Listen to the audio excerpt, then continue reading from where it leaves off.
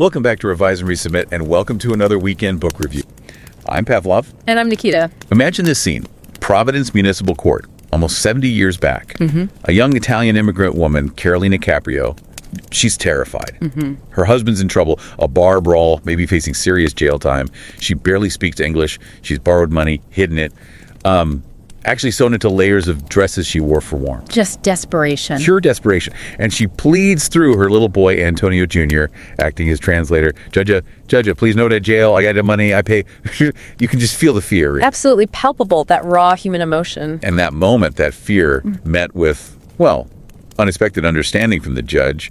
It planted a seed that grew in the man who would one day preside over that very same court. It's incredibly poignant. It truly is. Yeah. And it's with a very heavy heart, a real sense of loss, that we have to acknowledge the passing of that remarkable man, Judge Frank Caprio. He left us on August 20th, 2025, after a very courageous battle with pancreatic cancer. His impact was just immense.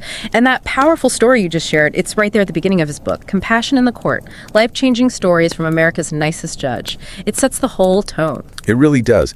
And what we want to do today is offer really just a humble summary of his work. It's so insightful. Yes, absolutely. We genuinely hope you'll take the time to read the original book. It's beautifully written, very thoughtfully crafted. We've put the link in the show notes for you. Please do explore it. Our focus here, our mission, if you like, is to look into Judge Caprio's core ideas, compassion, respect, understanding as he lays them out, and think about how they apply. Maybe you're just starting out in academic research, trying to figure out how the human side fits into your studies. Or perhaps you're a techno-functional executive, leading teams, dealing with those complex mixes of technology and people and business strategy. Exactly. These insights, drawn from his life, his courtroom, they offer, I think, a really transformative perspective. Yeah. We want to examine how his own experiences shaped him and maybe how they can inform our own ethics, our own decisions. Absolutely. Because for anyone on that research path or in a leadership role, understanding how lived experience shapes us is just fundamental. Yeah. Caprio's story, especially this first part of the book, My Family Made Me the Person I Am Today, it just lays that groundwork perfectly. It shows how that humble immigrant background really forged his core values. It's almost a case study, isn't it? How personal history defines leadership, defines empathy and action. And what a history. His grandfather, Antonio Sr., illiterate, leaving Naples in 1910. Yeah. Then his grandmother, Carolina, his father, Antonio Jr., arriving on the Venezia in 1912. Right. Settling in those, packed tenements on Federal Hill in Providence. Yeah. And the prejudice they faced. Wow. Guinea's not welcome signs? Trouble finding work? It was tough. A very different time, and yet so resonant even now in some ways. It is. And there's that great little story, the funny one, about Judge Caprio visiting Ellis Island, feeling all this emotion. Yeah. Only for his dad, Tope Antonio Jr., to just deadpan. We landed in Providence. Soft check. Oh, that's brilliant. Just cuts right through the sentimentality. Exactly. But underneath the humor, what do you think that taught him? Especially for someone who'd later need such clarity on the bench. About assumptions, maybe? Oh, definitely. It's a fantastic lesson about, checking your sources, right? Even your most cherished personal narratives might need a second look. Crucial for a researcher, crucial for a leader. You can't just run on assumptions. True. And the influence of his father, Tup, it just runs so deep. Left school in 7th grade, but by all accounts had this incredible work ethic, honesty, just pure common sense. And that nickname, Tup of Toffee. Sort of amusing, but also poignant. His face got frozen delivering milk in the cold, garbled in order for coffee. It speaks volumes about their life, doesn't it? The hard work, the conditions. It really does. And Toop's approach to his milk route, his customer relations policy, you could call it. Paying for milk himself if people couldn't afford it. Yeah. Especially if there were kids involved. He'd cover it out of his own pocket. Apparently, Hood Dairy, the company he worked for, actually ended up adopting his approach later on. Wow. That's practical compassion right there. Not just feeling bad, but doing something concrete. Exactly. And Judge Caprio saw that, and he brought that same thinking into his courtroom, allowing payment plans for parking tickets, using discretionary funds sometimes. Instead of just booting the car. Right, because booting the car might mean a parent couldn't get food for their kids or get to work. It was a direct echo of Toop's wisdom, applied right there in the justice system. It wasn't just about the letter of the law. No, it connected directly to his judicial philosophy later on. And you see that shaping influence again in the story he tells, the one he calls The Privilege of Being Poor. Oh, yeah, where the classmate's father mocks him for carrying milk bottles. But young Frank realized his family life, full of love and support, was actually the real wealth. That perceived disadvantage, being poor, carrying bottles in the cold, it actually built strength, built empathy. It's a powerful reframing. It really is how those tough experiences can actually build the character you need. And then, that defining moment, his father putting a hand on his shoulder. Someday you're going to be a lawyer. But there's one thing. You can't charge poor people like us. Chills. Just imagine hearing that as a kid. That direct instruction, that hand on your shoulder, as he called it, it set his whole life's course, didn't it? Completely. It makes you reflect, doesn't it? Yeah. As you listening maybe embark on your research or step up in leadership, think about your own early experiences. Who are your mentors? What moments, what words, maybe even what hardships shaped your approach, your values? What's influencing your ethical compass right now? It's a crucial question because those foundations, they really set the stage for everything else. Which flows perfectly into the next core theme of the book, compassion. Right. And for Judge Caprio, this wasn't just, feeling sorry for someone. It was more active than that. Exactly. He defined it as empathy, feeling another's pain, plus the motivation to actually help. Empathy plus action. Action. That's the key. And he believed it's learned, not genetic. You can cultivate it.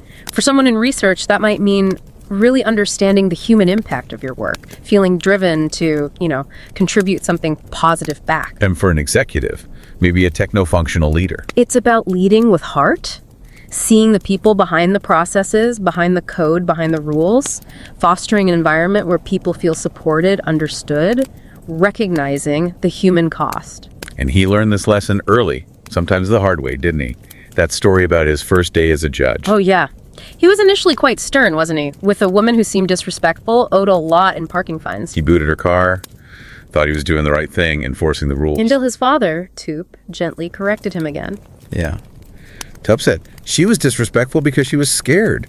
She's got kids, Frankie. How will her kids get to school? How will she shop for groceries? That must have hit hard. It was a huge realization for him, a real aha moment. He saw that being a judge wasn't about his own feelings, his own authority. It was about the impact on the defendant's life. What he thought was justice was actually causing more harm. How could that be right? It's such a core dilemma, isn't it? Balancing rules with real-world consequences. Something anyone in a position of authority, academic or corporate, grapples with. Absolutely. And that understanding, that shift, it seems like it paved the way for things like the Philomena Fund, named after his mother, right? That's right. And it started so simply. A $20 check from a single mom in Indiana, Angie Chesser. She saw his show, caught in Providence, and just wanted to help someone. Amazing. From that single act, donations just started pouring in, unsolicited, from all over the world. A few dollars from China, $1,000 from a priest. It just grew and grew. He called it a tsunami of helping others. And he used that fund practically. Helping people pay off fines so they could get their licenses back, helping them buy groceries, getting their cars unbooted. People like Yinka Mamandu Mila or Donna, the mother of Cavante. Real help. It underlines that idea of paying it forward, doesn't it? How one small act of kindness can just ripple out. It wasn't just charity. It was building a system of support. A system of compassion in action. And then there's that wonderful story, everyone loves it, about Victor Colella. Oh, the 96-year-old driver. Yes, caught speeding, taking his handicapped son Richard for blood work. Judge Caprio dismissed the case, of course, but did in there. No, they became friends. He visited Victor, got homemade apple pie, celebrated his 100th birthday. And Victor's advice was just so simple, so profound. Don't bully anybody. Try to help the people who are weaker than you. Just beautiful. It all comes back to that action point. It does. So for you listening, how do you move beyond just understanding a problem in your work, that's the empathy part, to actively doing something about it, the compassion part? What could be your version of a Philomena Fund? It doesn't have to be money. It could be mentorship, support networks, advocating for change within your research group or your company team. How do you build those systems of support? That's a great challenge, and it leads nicely into the next pillar he discusses, respect. Which he saw as absolutely foundational for every interaction. Both respect you give to others and the self-respect you earn. For a researcher, maybe that's about respecting different viewpoints, even challenging ones, and conducting your work with real integrity. Definitely. And for, say, a techno-functional executive, it's about how you communicate, especially during tough projects or changes, maintaining professionalism, valuing every contribution, even when there's disagreement or pressure. He defined respect pretty simply. Treat others humanely no matter their status. And self-respect. That comes from honorable conduct. He had this great phrase, keeping your own side of the street clean. I like that. Taking responsibility for your own actions. Yeah. And there's an amazing story from his own law practice. After he lost the attorney general race, he was, in his words, dead broke. Right. Took on a tough divorce case, representing Joanne against her husband, Richard Oster, a very successful businessman. Okay. Sounds contentious. Very. But Caprio's strategy was, well, unconventional. He basically let Richard vent his anger for 2 whole meetings. Just let him talk, get it all out, while Joanne stayed silent. Patient. Very patient. Extremely. And by allowing that space, by showing that respect, even in conflict, Richard's own sense of fairness, his decency, eventually came through. They reached a reasonable settlement without a huge court battle. That's remarkable. And the story didn't end there, did it? No. Richard Oster ended up hiring Judge Caprio as his lawyer, and they became best friends. Incredible. It really challenges that instinct to just fight fire with fire. It really does. So think about your own world, listener. Those high-stakes situations, maybe a grant review, a difficult project negotiation, a team conflict. How could patient, respectful engagement work for you? What happens if you let the other side fully express their perspective before pushing for your solution? There might be unexpected value there. It's a powerful technique. He also talked about attitude, how your attitude matters, and how he dealt with prejudice himself. Right, the story of the homeless man with a positive outlook contrasted with the rude, defiant driver in court. A clear illustration of how attitude impacts outcomes. And his own experiences. Growing up Italian on Federal Hill, dealing with those prejudiced remarks, like from Valentine's father, or that insensitive comment from a law school classmate about where he lived, even a smear campaign when he ran for Attorney General. He faced it directly. And his takeaway lesson: don't judge based on stereotypes or rumors. See the individual. It sounds simple, but it takes conscious effort, especially when leading diverse teams or researching complex social issues. Absolutely. Yeah. And then there's the tricky area of tough love. How do you balance compassion with accountability? That's always a fine line. He mentions Yasmin Valderra, the self-proclaimed world's strictest mom who canceled her son's car registration over a parking ticket. Extreme, maybe? Well, Judge Caprio's advice was about finding the balance. Yes, teach responsibility, that's the tough part, but temper it with understanding, that's the love or compassion part. Don't just punish, explain, guide. That balance is key in any mentoring or management role, isn't it? So yeah. For you listening, how do you navigate that? Empathy versus accountability. When is tough love the right call with a struggling student or a team member who's missing the mark? And crucially, how do you deliver that feedback respectfully so it builds them up rather than tearing them down? It requires real wisdom, which brings us neatly to the final section of the book, understanding. Which he presents as something deeper than just knowing facts. Yeah. It's insight. Yeah, right? Exactly. Insight, comprehending situations fully, knowing yourself, finding purpose. For a researcher, maybe it's about critical self-reflection. Why am I doing this work? What's the real impact? For an executive, it's about good judgment, wisdom, and creating that sense of purpose and belonging for your team. It's about sympathetic listening, situational awareness, knowing right from wrong, understanding your true value. And understanding that you make mistakes. He was very open about that. Oh, the story where he had to acknowledge your mistakes in court? Yeah. That was powerful. With Diana Castro, he initially gave her a hard time about outstanding tickets. Yeah, he was pretty stern. Only to find out later. She was grieving her grandmother, she'd taken in her younger brother, was raising her own child, working multiple jobs, and importantly, she had come to court voluntarily to sort things out. And what did he do? He apologized, publicly, in court, admitted he was wrong, showed that vulnerability, and dismissed most of her tickets. That takes immense courage, especially in a position of authority. It really does. Think about that, listener. The power of admitting fault, of correcting course. How does showing that kind of vulnerability build trust in your lab, on your project team? It creates a learning environment, doesn't it? Where mistakes aren't hidden, they're addressed. It builds huge credibility. He also talks about the road less traveled, particularly in the context of overcoming addiction. Yes, stories like Nikita Brown's. Spent 30 years incarcerated, came back to court years later, completely turned his life around. And Judge Caprio gave him a platform to share his advice with young people in the courtroom. Nikita said, "The path that you are about to take, that path is nothing but destruction. Just be a kid." Powerful words from someone who'd lived it. And other stories too, right? People finding recovery, building new lives. Yes, people like Steve Dorey, sober for 8 years, owning a restaurant. Felicia Muriel, 17 years sober, working as a recovery coach. These are stories of profound personal understanding, resilience, choosing a different path. It shows change is always possible. So for you, what are the roads less traveled in your own career or field? The choices that demand courage, self-awareness, maybe going against the grain to achieve something meaningful, and how do you support others you mentor or lead who are trying to find their own different path?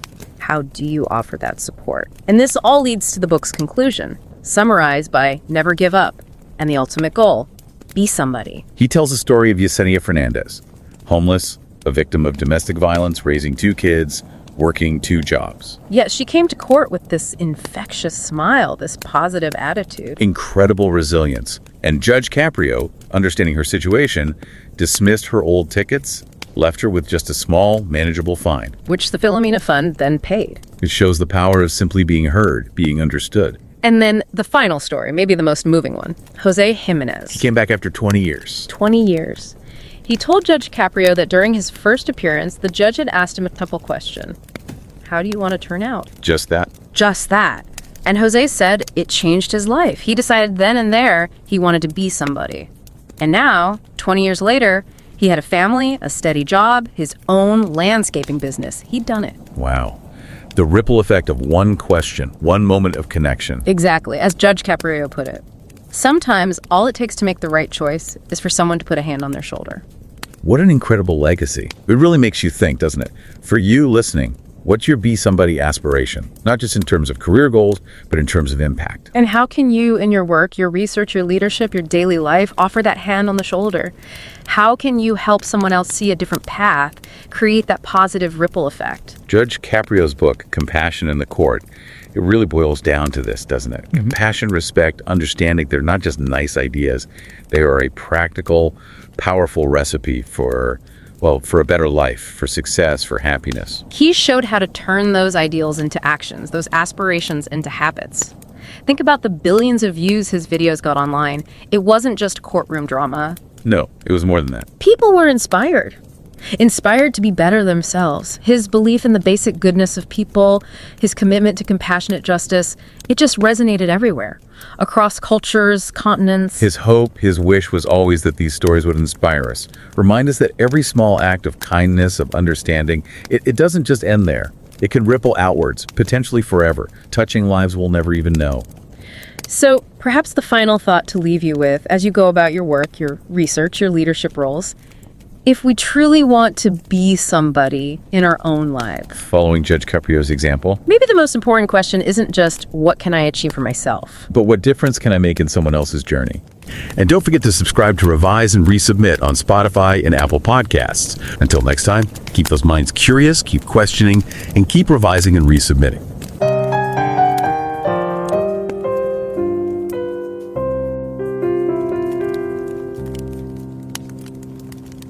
Revise and রিসাবমিটে স্বাগত। আপনারা শুনছেন আমাদের weekend বুক review পর্ব। আমি নিকিতা আর আমি Pavlov. একবার আমার বাবা আন্তোনিও জুনিয়র, যাকে সবাই টাপ বলেই চিনত, আর আমার নিরক্ষর দাদিমা ক্যারোলিনা কোর্টে গিয়েছিলেন। ও আচ্ছা।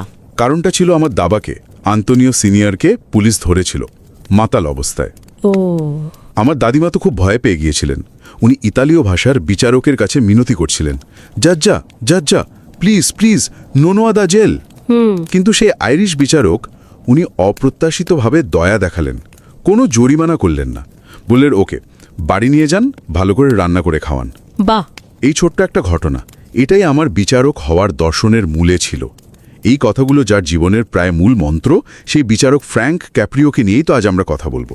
তবে দেখুন, এই আলোচনার শুরুতেই একটা অত্যন্ত দুঃখের খবর জানাতে হচ্ছে। হ্যাঁ। বিচারক ফ্র্যাঙ্ক ক্যাপ্রিও, যাকে আমরা তার ওই অসাধারণ সহানুভূতিশীল বিচারের জন্য বিশ্বজুড়ে চিনি, ভালোবাসি। তিনি 20 আগস্ট 2025-এ প্যানক্রিয়াটিক ক্যান্সারের সাথে দীর্ঘ লড়াইয়ের পর প্রয়াত হয়েছেন। খুব খুব দুঃখজনক খবর। তার পরিবারের প্রতি আমাদের গভীর সমবেদনা রইল। তার আত্মা শান্তি লাভ করুক। ওনার রেখে যাওয়া যে মানবিকতার আলো, সেটাই হয়তো আমাদের পথ দেখাবে। আজ আমরা তারই লেখা বই কম্প্যাশন ইন দ্য কোর্ট, মানে কম্প্যাশন ইন দ্য কোর্ট, এটা নিয়েই কিছু কথা বলবো, তাই না? হ্যাঁ। এটা আসলে তার জীবন আর কাজের প্রতি আমাদের একটা শ্রদ্ধার্ঘ্য বলতে পারেন। বইটার একটা সারসংক্ষেপের মতো আর কি। ঠিক। তার কর্মজীবনের যে গভীরতা, তার দর্শন, তারই কিছু ঝলক তুলে ধরার একটা চেষ্টা। আর এই সুযোগে আমাদের সকল শ্রোতাদের কাছে একটা অনুরোধ করি। অবশ্যই। এই চ্যানেলটা আপনারা হয়তো ফলো করেন বা করেন না, সেটা বড় কথা নয়, কিন্তু যদি সময় পান, বিচারক ক্যাপ্রিও নিজের হাতে লেখা এই অসাধারণ বইটা একবার পড়বেন। হ্যাঁ, পড়াটা খুব দরকারি। তার জীবন দর্শন, তার অভিজ্ঞতা, ওই মানবিকতার গভীরতাটা বোঝার জন্য বইটা পড়া সত্যি জরুরি। লিঙ্কটা আমরা শো নোটসে দিয়ে দেব। একদম। বইটা আসলে মূলত 3টে স্তম্ভের ওপর দাঁড়িয়ে আছে, তাই না? সহানুভূতি বা কম্প্যাশন, হ্যাঁ, সম্মান বা রেসপেক্ট, আর উপলব্ধি মানে আন্ডারস্ট্যান্ডিং। বিচারক ক্যাপ্রিও তার ওই দীর্ঘ 38 বছরের বিচারিক জীবনে আর ব্যক্তিগত নানান অভিজ্ঞতা থেকে যা শিখেছেন, সেটাই এখানে তুলে ধরেছেন।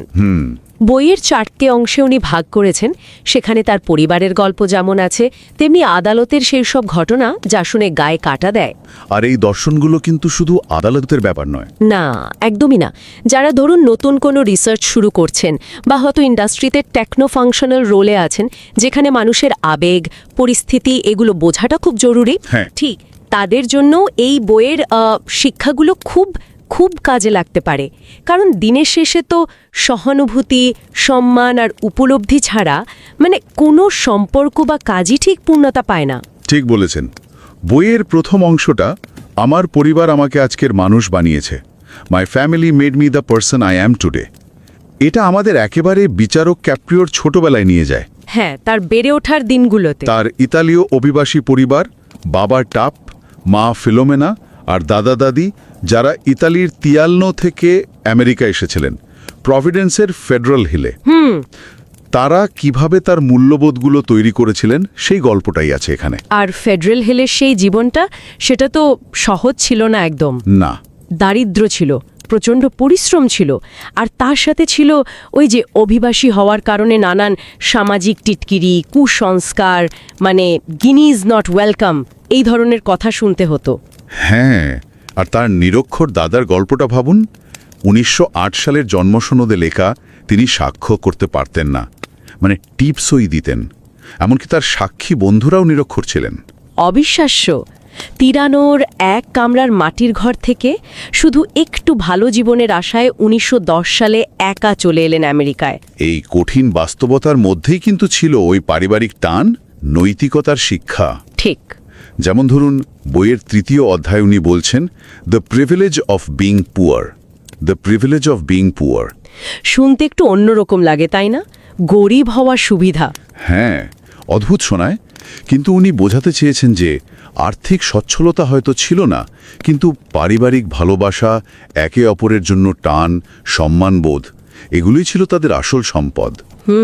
ছোটবেলায় বাবার সাথে দুধ ডেলিভারি করতে গিয়ে এক ধনী সহপাঠীর বাড়িতে যে ব্যবহার পেয়েছিলেন, যে উপেক্ষা, হ্যাঁ মনে আছে ঘটনাটা, সেটা তাকে শিখিয়েছিল যে বাইরের চাকচিক্যের চেয়ে ভেতরের উষ্ণতা অনেক বেশি দামি। এই অভিজ্ঞতাগুলোই মনে হয় তাকে মাটির কাছাকাছি রেখেছিল সব সময়, তাই না? কারণ পরে তো বিচারক হিসেবে তিনি সবসময় চেষ্টা করতেন মানুষের পরিস্থিতিটা বুঝতে, গভীরে যেতে। নিঃসন্দেহে। আর বাবার সেই কথাটা মনে আছে, ছোট্ট ক্যাপ্রিওর কাঁধে হাত রেখে বলেছিলেন, হ্যাঁ, তুমি একদিন আইনজীবী হবে, কিন্তু গরিবদের থেকে পয়সা নিও না। এটা উনি সারা জীবন মনে রেখেছিলেন। একদম অক্ষরে অক্ষরে পালন করার চেষ্টা করেছেন।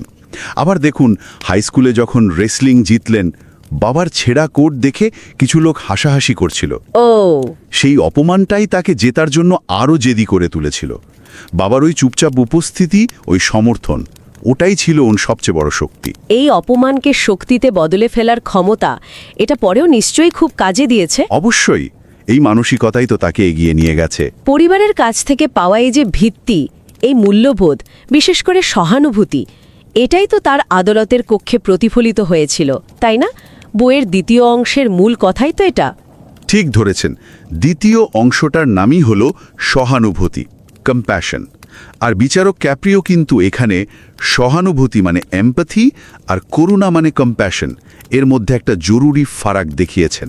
হ্যাঁ, এটা খুব গুরুত্বপূর্ণ পয়েন্ট। শুধু অন্যের কষ্টটা বুঝলেই হবে না, মানে অনুভব করলেই হবে না, সেই কষ্টটা কমানোর জন্য অ্যাক্টিভলি এগিয়ে আসতে হবে। সেটাই হলো আসল কম্প্যাশন। উনি সেটাই করতেন। ওনার নিজের বিচারক জীবনের প্রথম দিনের ঘটনাটাই তো এর দারুণ উদাহরণ। হ্যাঁ, বলুন তো। একজন মহিলা এসেছিলেন পার্কিং টিকিটের ফাইন মকুবের জন্য, কিন্তু তার আচরণ খুব রুক্ষ ছিল। তো ক্যাপ্রিও প্রথমে বিরক্ত হয়ে ফাইন মকুব করেননি। পরে তার বাবা তাকে বোঝালেন, বললেন মেয়েটা অভদ্র আচরণ করেছে কারণ সে ভয় পেয়েছিল, হয়তো ওর বাচ্চা আছে বা অন্য অনেক সমস্যা আছে। ঠিক। এই ঘটনাটা তাকে শিখিয়ে দিল যে মানুষের আচরণের পেছনের কারণটা বুঝতে হবে, শুধু ওপরটা দেখে বিচার করলে ভুল হবে। এই শিক্ষাটা উনি আর ভুলেননি সারা জীবনে। আচ্ছা, এই যে সহানুভূতি দেখানো, অনেক সময় আইনের বাইরে গিয়ে মানুষের পরিস্থিতিটা দেখা, এটা কি কখনো আইনের শাসনের সাথে মানে একটু সংঘাত তৈরি করে না? উনি ব্যালেন্সটা করতেন কিভাবে? এটা খুব ভালো প্রশ্ন তুলেছেন। বিচারক ক্যাপ্রিও প্রায় বলতেন, আইনের উদ্দেশ্য তো শুধু শাস্তি দেওয়া নয়, মানুষকে সাহায্য করা, সঠিক পথে নিয়ে আসা, এটাও তো আইনের কাজ। ঠিক।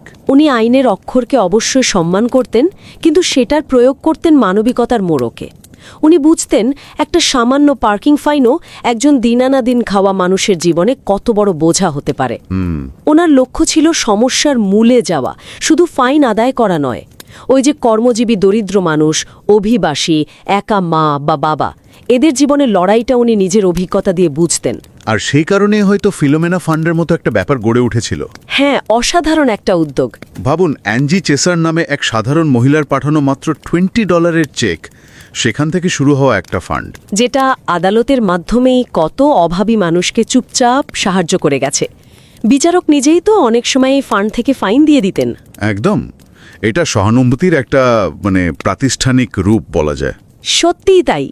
অথবা ধরুন ওই 96 বছর বয়সী ভিক্টর কোলেলার গল্পটা। হ্যাঁ হ্যাঁ, মনে পড়ছে। উনি ওনার 60 বছরের বেশি বয়সী ক্যান্সারে আক্রান্ত প্রতিবন্ধী ছেলের দেখাশোনা করতেন।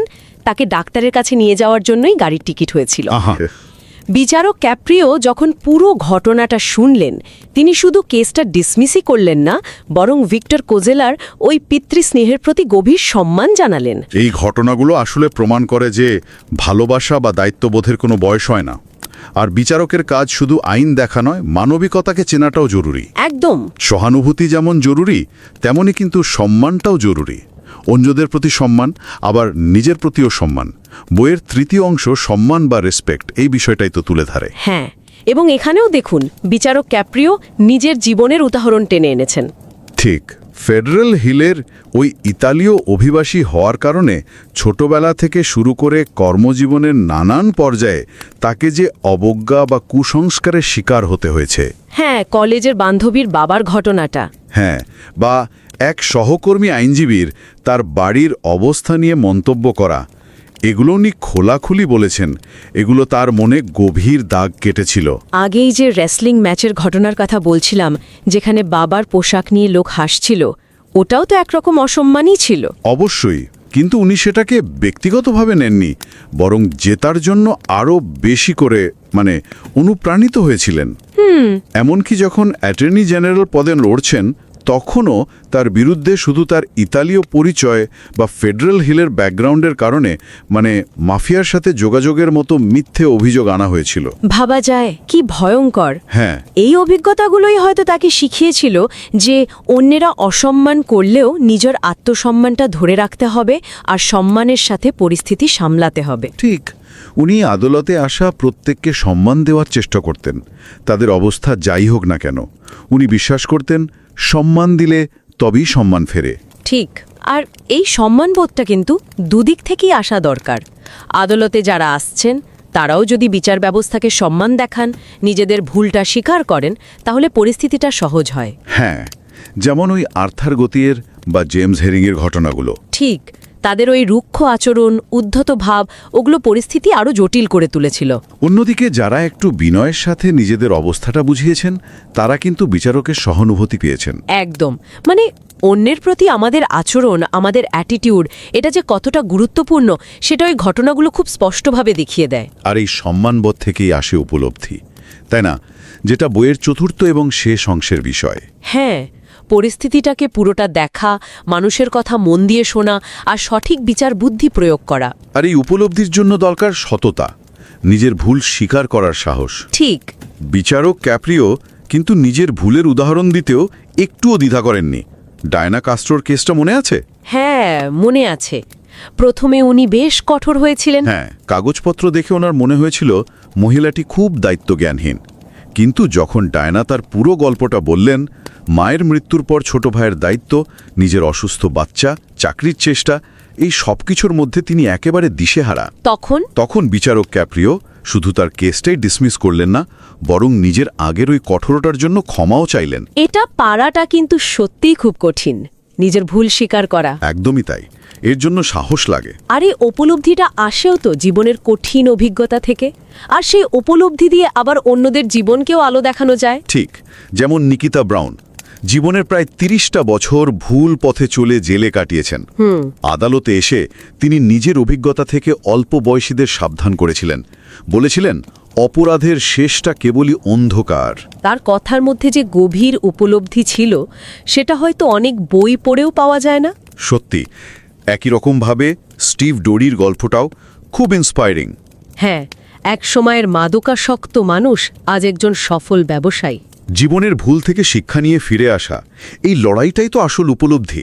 অথবা ফ্যালেসিয়া মোরিয়েলের কথা ভাবুন। হ্যাঁ, 17 বছর ধরে নিজে মাদকমুক্ত, আর এখন রিকাভারি কোচ হিসেবে হাসপাতালে যান, ওভারডোজ হওয়া রোগীদের কাছে ছুটে যান, নিজের জীবনের গল্প বলে তাদের সুস্থ জীবনে ফেরার আশা যোগান। এদের সবার মধ্যেই ওই গভীর উপলব্ধিটা আমরা দেখতে পাই। এই প্রত্যেকটা গল্পই আসলে বিচারক ক্যাপ্রিওর ওই মূল দর্শনটাকেই তুলে ধরে, আইনের চেয়েও মানুষ বড়, আর মানুষকে বোঝার জন্য দরকার সহানুভূতি, সম্মান আর গভীর উপলব্ধি। শান্ত ও সংবেদনার সুরে বিচারক ফ্র্যাঙ্ক ক্যাপ্রিও তার জীবন আর কাজ দিয়ে আমাদের এই অমূল্য শিক্ষাগুলোই রেখে গেছেন। তার চলে যাওয়াটা বিরাট ক্ষতি, কোনো সন্দেহ নেই, কিন্তু তার রেখে যাওয়া এই দর্শন, এই মানবিকতার আলো, এটাই আমাদের পথ দেখাবে। দর্শনের একটা সারমর্ম, তাই না? হ্যাঁ, বলুন। প্রায় 20 বছর আগে কিশোর হোসে যখন সবে অপরাধের জগতে পা দিচ্ছে, আদালতে বিচারক ক্যাপ্রিও তাকে খুব সাধারণ একটা প্রশ্ন করেছিলেন। কি প্রশ্ন? তুমি জীবনে কেমন হতে চাও? How do you want to turn out? কোনো শাস্তি নয়, জরিমানা নয়, কিচ্ছু না, শুধু এই একটা প্রশ্ন। আর সেই প্রশ্নটাই নাকি হোসের জীবনটা বদলে দিয়েছিল। সেদিনের সেই ছেলেটা আজ একজন সফল ব্যবসায়ী, একজন দায়িত্বশীল নাগরিক। অসাধারণ। উপসংহার, বি সামবডি। এটা প্রমাণ করে বিচারকের একটা ছোট্ট কথা, একটা মানবিক জিজ্ঞাসা, সেটাও মানুষের জীবনে কত বড় পজিটিভ পরিবর্তন আনতে পারে। সত্যি তাই।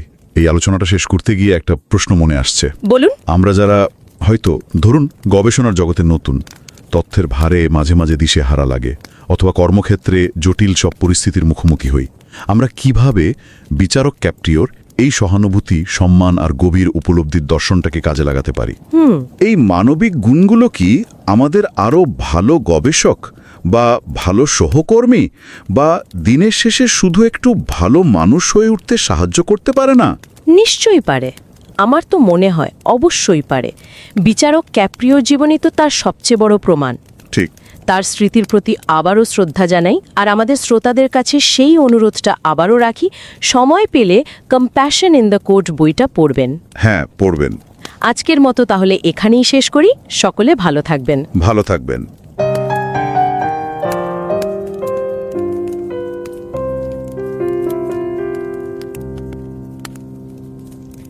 नमस्कार। रिवाइज एंड रीसबमिट में आपका स्वागत है। मैं हूं पावलोव और मैं हूं निकिता। एक कहानी है एक छोटे लड़के की। वो अपनी दादी के साथ गया था अदालत अपने दादाजी को बचाने के लिए जेल जाने से। दादी इटली से थी, तो अंग्रेजी ज्यादा नहीं जानती थी और बस डरी हुई थी। जजों से कह रही थी no other jail please, no other jail. उनके पास थोड़े पैसे थे, वो भी दूसरे गरीब फल वालों से उधार लिए हुए थे। लेकिन जो जज थे, एक आयरिशमैन, उन्होंने दया दिखाई।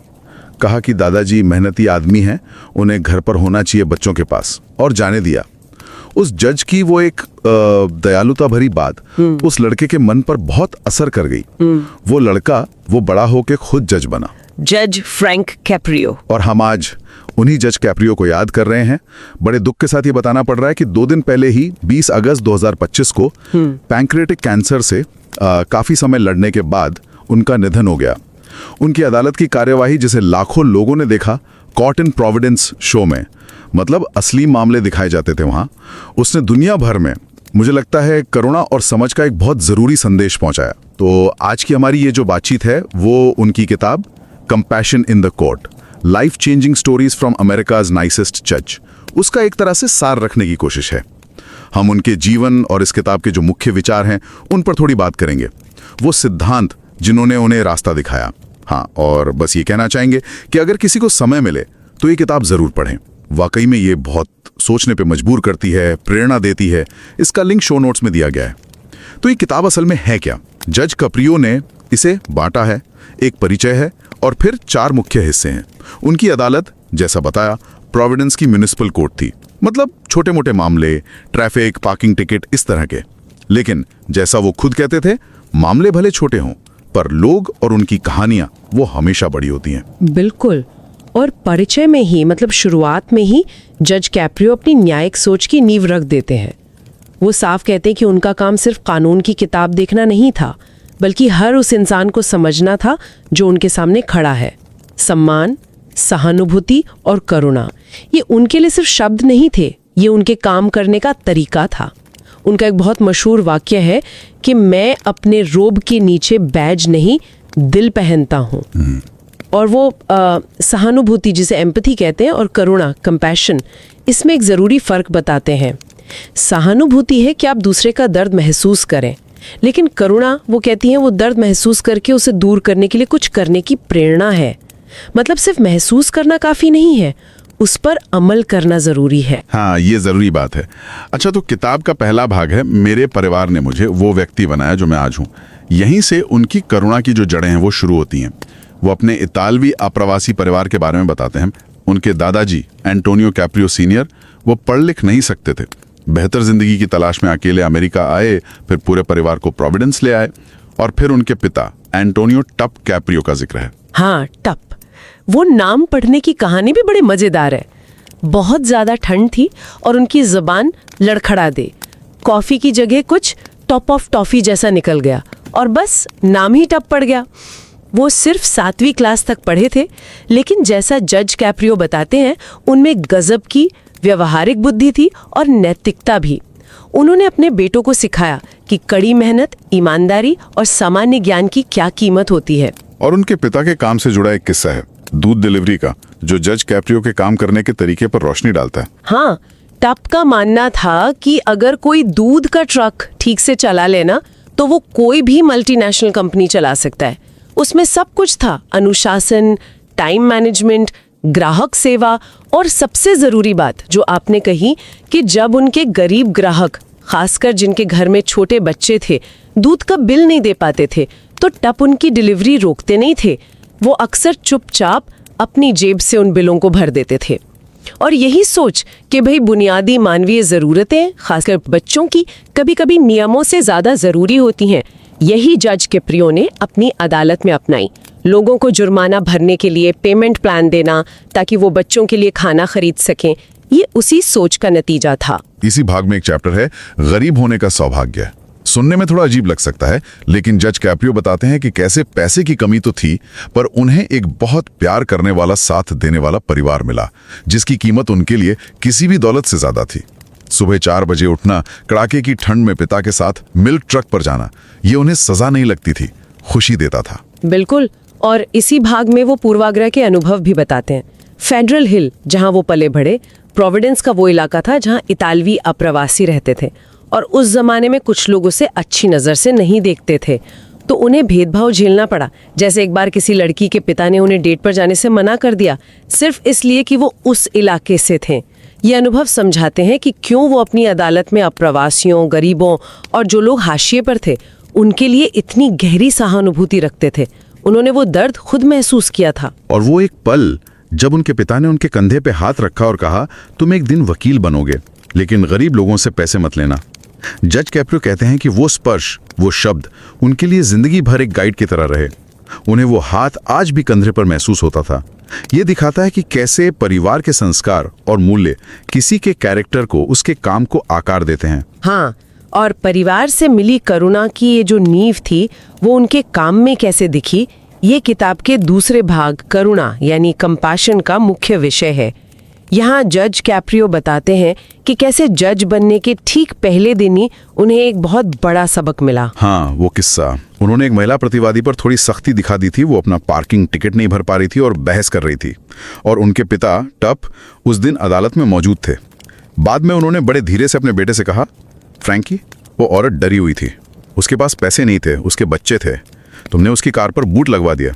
अब वो बच्चों को स्कूल कैसे ले जाएगी, घर का सामान कैसे लाएगी? और जज कैप्रियो को फौरन अपनी गलती का एहसास हुआ। ये उनके लिए टर्निंग पॉइंट था। इसने उन्हें सिखाया कि कानून के पीछे जो इंसान है, उसकी परिस्थितियां हैं, उसे समझना कितना ज़रूरी है।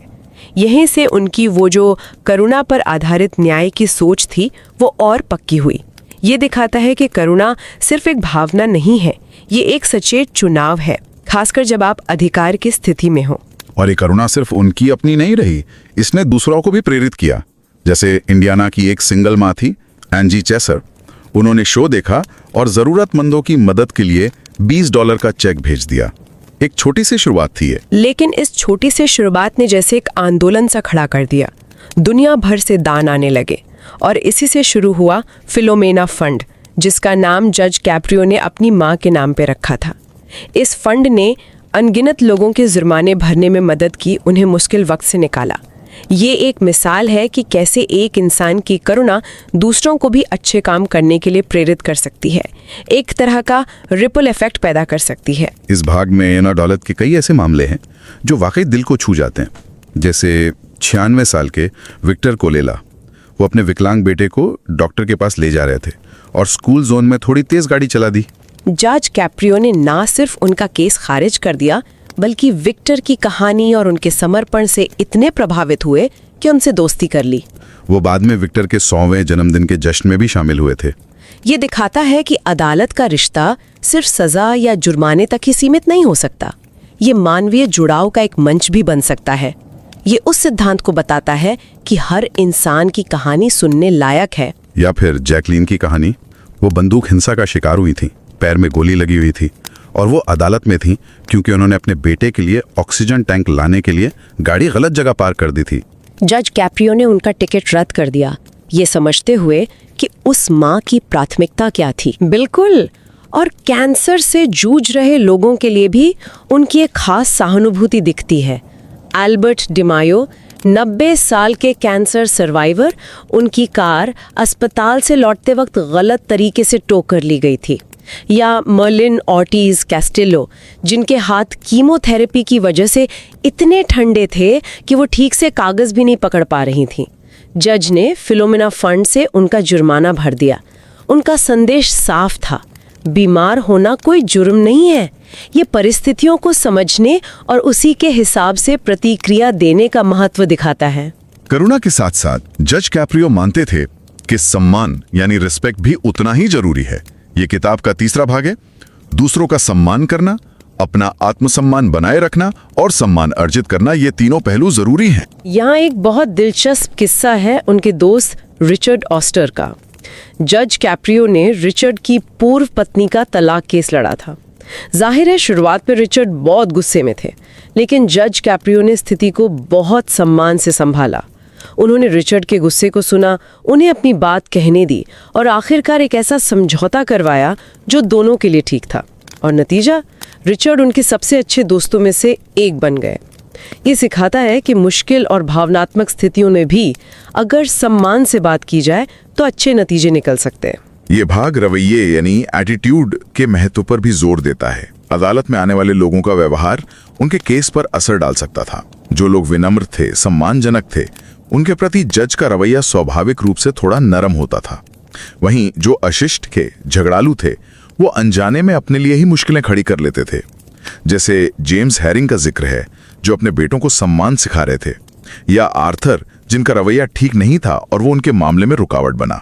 हाँ, इसका मतलब ये नहीं कि जज सिर्फ अच्छे व्यवहार वालों पर दया करते थे, ऐसा नहीं है, लेकिन ये जरूर दिखाता है कि आपका रवैया ये बताता है कि आप स्थिति को कितनी गंभीरता से ले रहे हैं और दूसरों का कितना सम्मान करते हैं।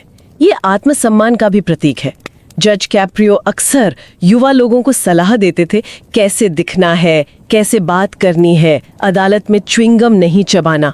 ये सिर्फ दिखावे की बातें नहीं थी, ये तरीका था ये दिखाने का कि आप खुद का और न्याय प्रक्रिया का सम्मान करते हैं। और इसी सम्मान का एक बहुत अहम पहलू था दिग्गजों यानी वेटरन्स का सम्मान। हाँ बिल्कुल, जज कैप्रियो सेना में सेवा कर चुके लोगों का, खासकर द्वितीय विश्व युद्ध, कोरिया और वियतनाम युद्ध के दिग्गजों का बहुत गहरा आदर करते थे।